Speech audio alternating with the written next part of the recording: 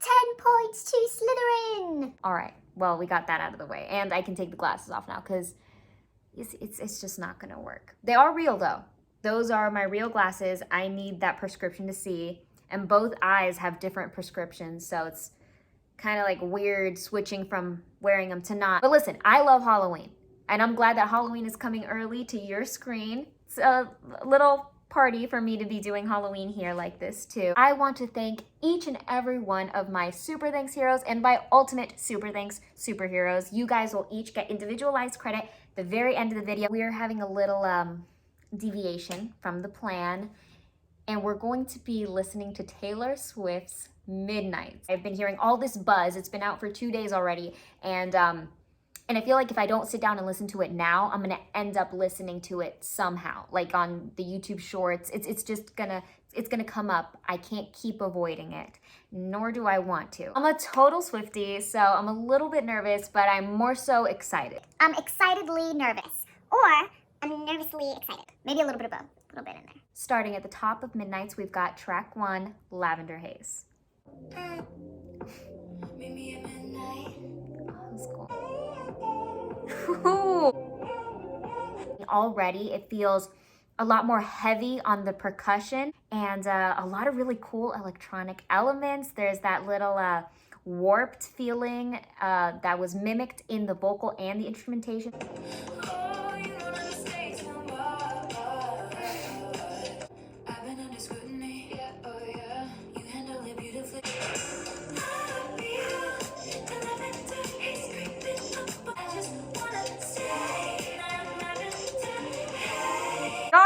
This is so much. Mentioned already that this song felt heavier on the percussion side of things, and it felt like this was very purposeful. It was intentional because she's kind of doing a percussive thing vocally as well, and I liked how once we got to the chorus, she kind of gave us a breathy, airy, open, ethereal, mixed head voice, or I guess it was just a completely different placement.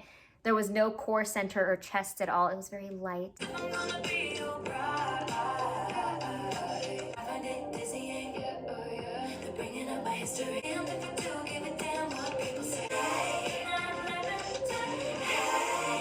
Oh.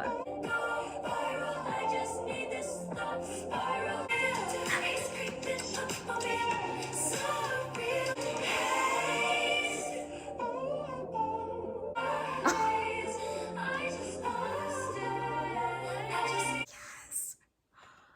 Okay, so she came through with the harmonies. She came through with that like synthesizer, synthetic, mellotronic, electronic feeling. It kind of reminds me of last year when we were listening to the Beatles, right? And they started getting very experimental. That's what this feels like to me. So yay, and yay for all the sevenths, yay for all the harmonies, yay for all the Taylor that's happening and it's evolving and growing and blooming. I love it. Moving on to track number 2, we've got Maroon. So far, it seems like we've got like a color theme.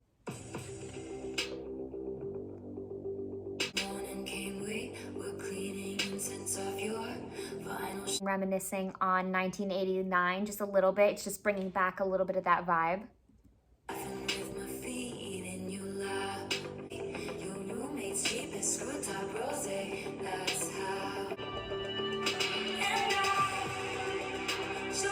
I loved that explosive moment right there because since the song started up until that moment, we had this slow building, very gradual crescendo going on, and it almost felt like there was this central emptiness, and then bam, you know, we had that apex or like that climax, that big moment, and then the song becomes a little more full, the sound becomes more full, and yeah, it's very, very satisfying.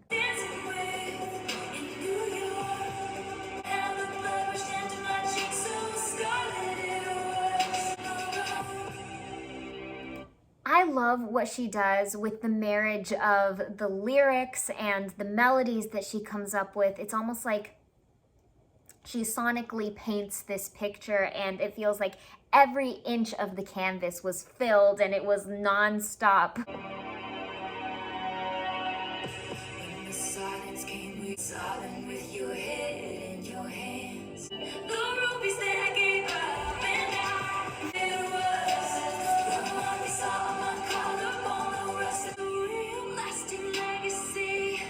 Legacy to me, and how the blood rushed into my cheeks so scarlet. We know, we're aware that she is quite the vocalist, right? A supreme, beautiful, talented vocalist. She is just playing with her voice. She can manipulate it and she can allow any sound she wants to come forward. She's already given us that like breathy, airy delivery back in the Lavender Haze, and now she's doing the complete opposite. Really grounded her voice, floored it straight to the bottom, and added this like gravelly rasp, you know, she's just like dragging it along.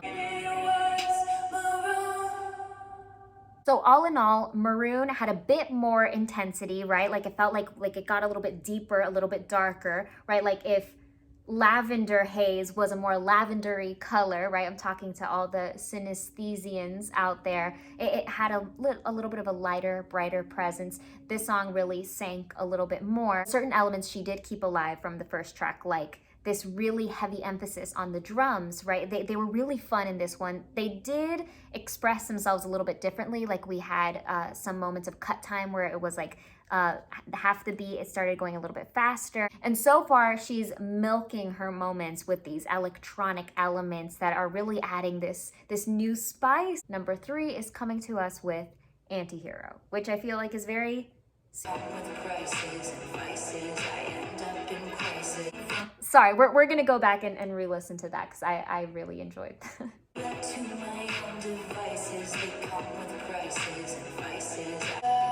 Melting. It's me. Hi, I'm the problem. It's me. For the anti-hero. That was so pretty. You could like hear this faint little twinkle in the background that adds this magical element, like a very enchanting little chime.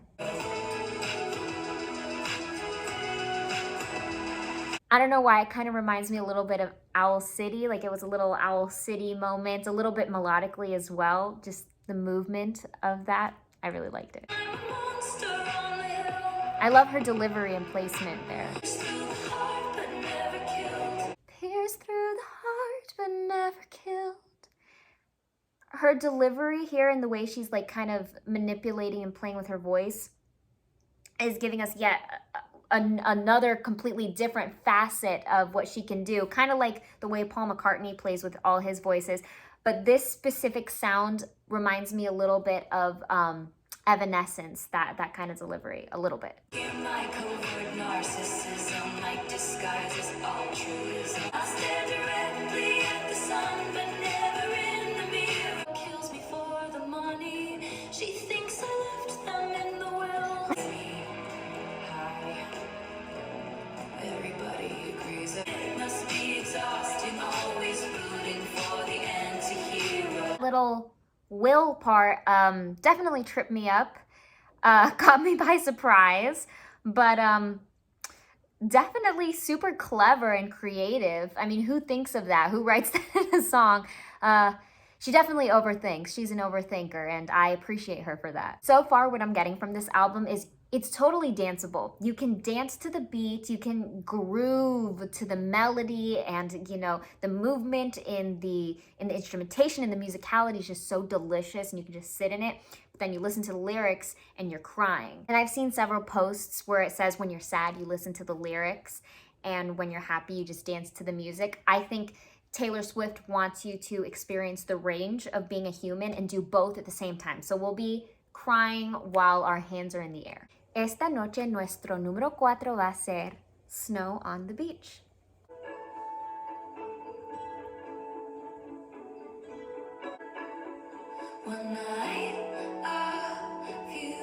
Right off the bat, we can tell she's kind of shifting gears a little bit. She's switching the direction on us. It feels like we're led up off of a lot of the heaviness that we've been introduced to so far in this album. A lot of that has been let off, and it feels like she's giving us a brighter, more simple sound.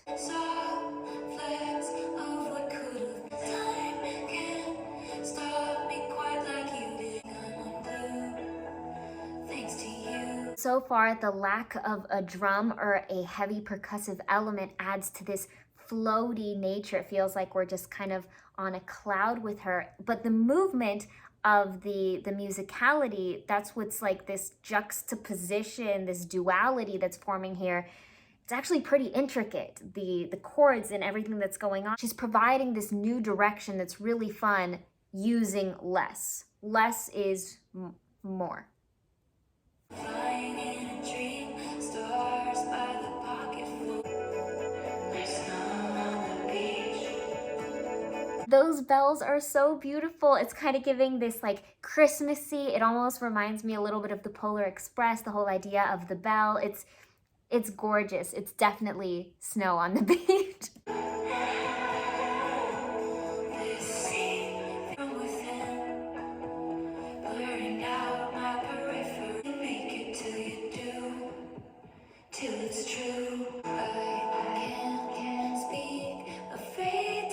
Once we really felt the presence of this drum kick in, it almost feels like a pulse or a heartbeat, and this song is just, it is life. This song is just bursting to life. Are we falling like snow at the beach? We're the one in me tonight. It feels impossible.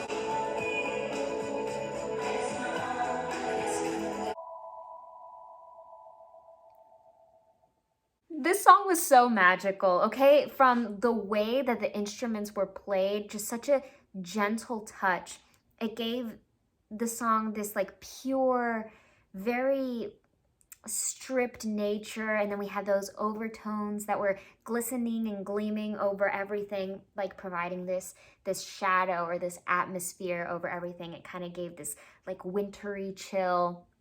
The whole song was very, very minty and beautiful, magical, enchanting. I liked it. Yeah, this was a fun break from all the dancing. At number 5, we've got You're on Your Own, Kid. Summer went away, still the yearning stays. I still friends. Anyway, didn't choose this town. I dream of getting out. So waited ages to see you there. You're on your own, kid. You always have been. Different bloomed, riding in my room. Dashes and called a taxi to take me there.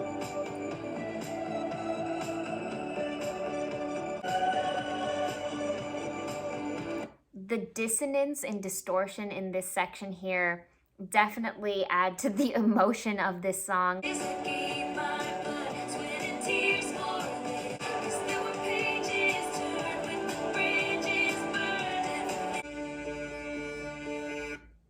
I love that she brought back that electric guitar, it brought back that electrifying feeling, and that synthesizer really drove it home. But I gotta say, I think that the placement of that song, putting that at number 5 in the album, was great. I think that's a perfect place for it because so far, this is the first song that really didn't blast me off into some Cosmo somewhere.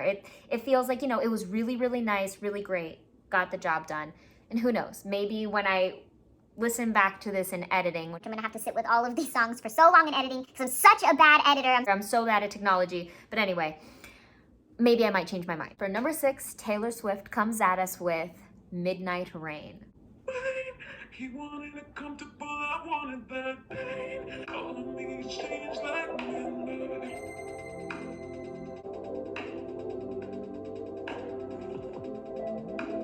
This is so crazy. Right now it feels like we have that kind of effect or that play with the engineering, like in the Beatles when they did that whole like tape loops, rewound, cut. The presence of that has come to life again in a way. She's like refurbished that sound.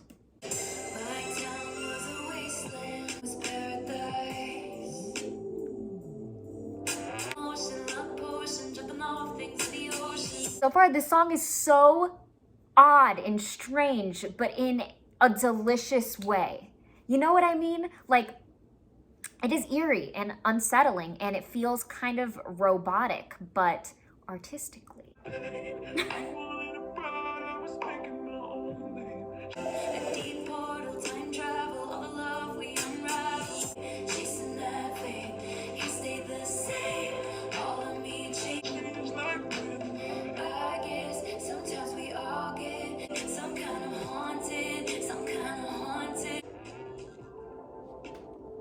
That was pretty. So bizarre and unique, and something about it's just intergalactic, and I like that, okay? I like that kind of stuff. So, question number 7.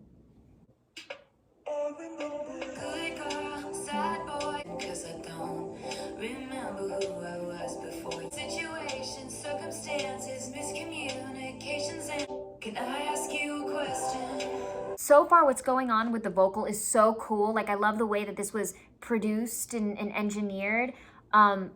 It sounds like her voice is going around in a circle, and I think the way it's being played with, and this is just my theory here, it's just a hypothesis, but it sounds like at some places randomly there's a double vocal going on, and then at some places it's being let off. Then some spots it sounds like there's this echo or this like reverberation effect or some, you know, some form of a reverberation.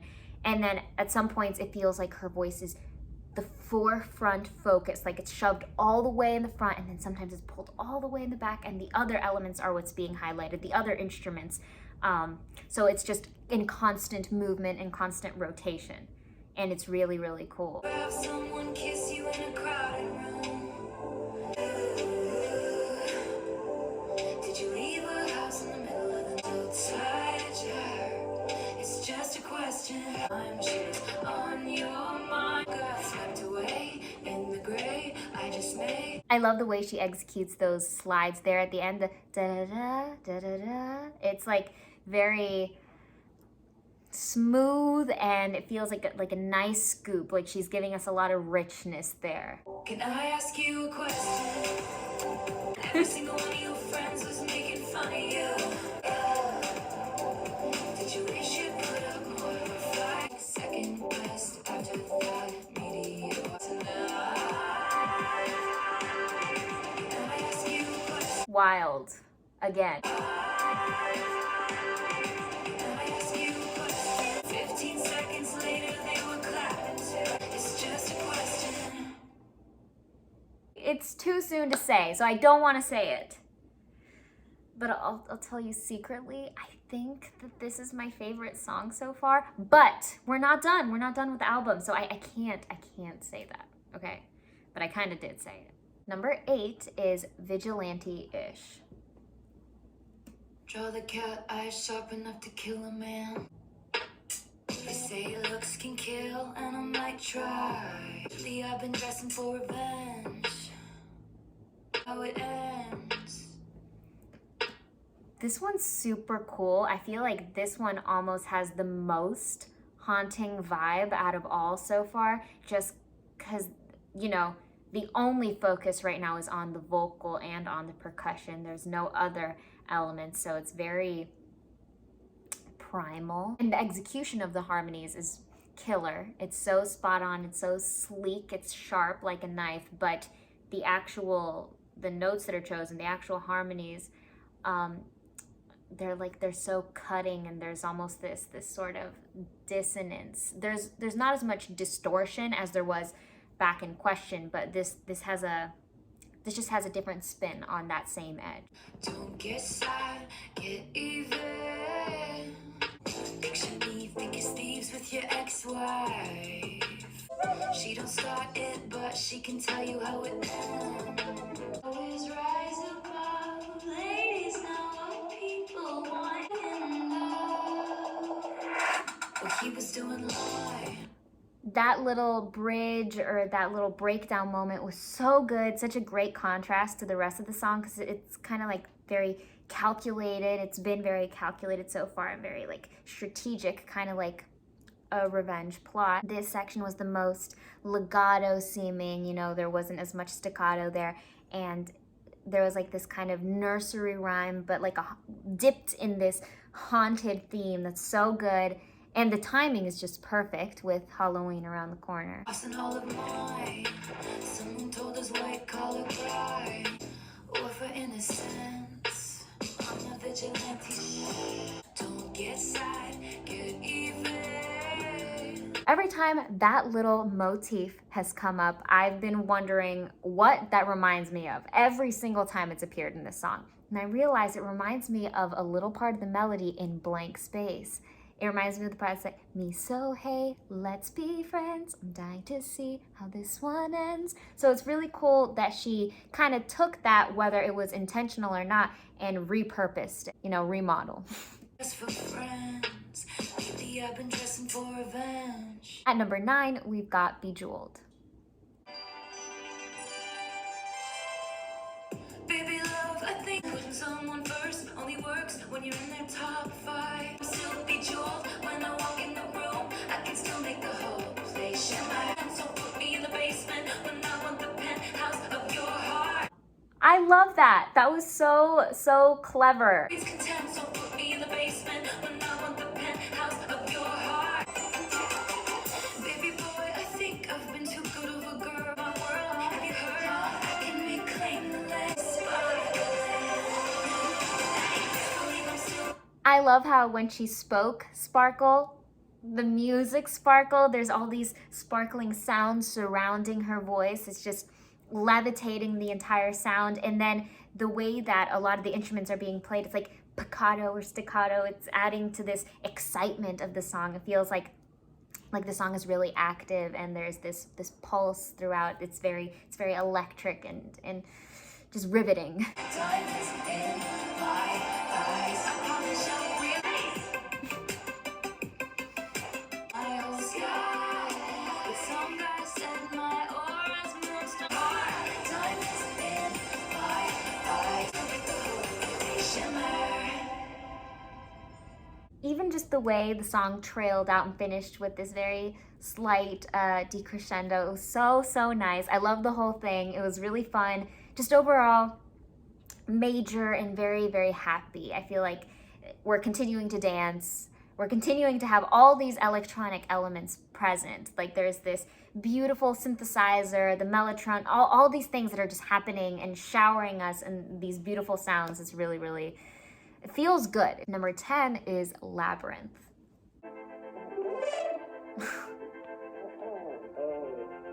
It only hurts this much right now. Breathe in, breathe through, breathe deep, breathe out. So far amazing. That intro was so beautiful. I feel like it acted as the perfect connector or just the best bridge ever from the last song into this. And all the effects, we're keeping all these electronic elements alive and thriving.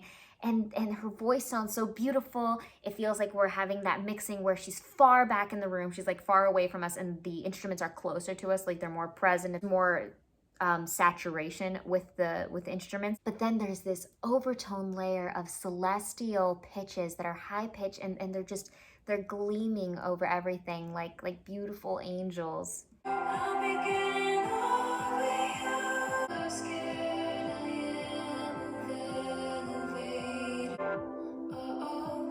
I'm falling in love. I thought the plane was going down. I love how within this album, she's recalling a lot of elements and repeating and recycling, and it doesn't end with the electronic aspects. It also exists with the percussion, and we've seen that right away, right from song 1 and 2. But here, we're hearing the drum being played like a pulse, like a human heartbeat again, and we've already seen that. So it's like she's pulling these themes and keeping us dragged into the story of the whole album, because yes, every song displays its own land, like its own island, but the way that it all works together, it all creates its own universe, and it's beautiful. Lost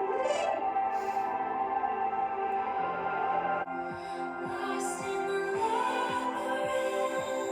Expects me to bounce back. Oh no, I'm falling in love again. I'm falling in love. They're bringing back this effect. What's so great about this continual repetition is the way that they're playing with it in this sequencing format, right? To keep it, alive and give us a little something so it doesn't go stale. They're layering and stacking it with the crazy vocal effects and then throwing in a vocal that doesn't have the effect. And it's all coming together in this cluster ball. At number 11, we've got Karma. I really like that distorted, staticky effect. It's really fun, and it kind of feels like a throwback, a little retro. Addicted to betrayal, but you're relevant. Like my side of the street, please. Oh!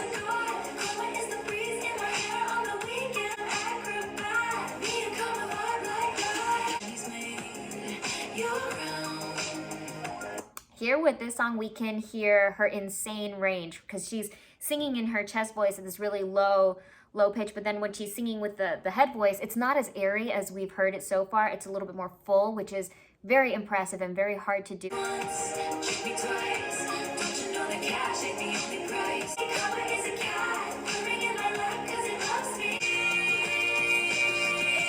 Oh!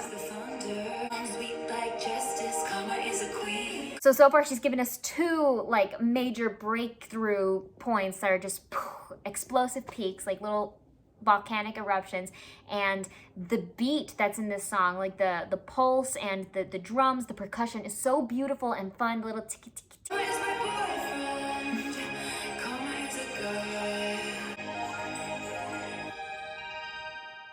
And I also want to give a major shout out to the keys in this song because I feel like the keyboards were the perfect soulmate to the percussion, all the drums. I feel like they walked hand in hand to create this flawless backdrop behind her gorgeous, stellar vocals. Number 12 and second to last, we've got Sweet Nothing.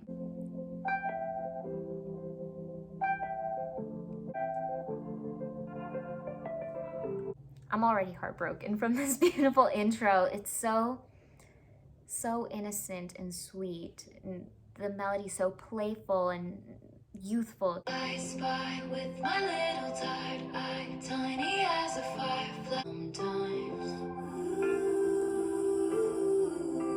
I myself around and onto your sweet nothing. On the way home, I wrote a poem, 'cause they said the end is coming. Everyone's up to something that I'm just too soft for all of it. I found myself running home to your sweet nothings. All that you ever wanted from me was sweet nothing. I love this one so much. It genuinely broke my heart, and it hurts. It's hurting. Last, and perhaps not least, I wanted to say certainly not least, but I've never heard it before, so I can't guarantee that. We've got Mastermind.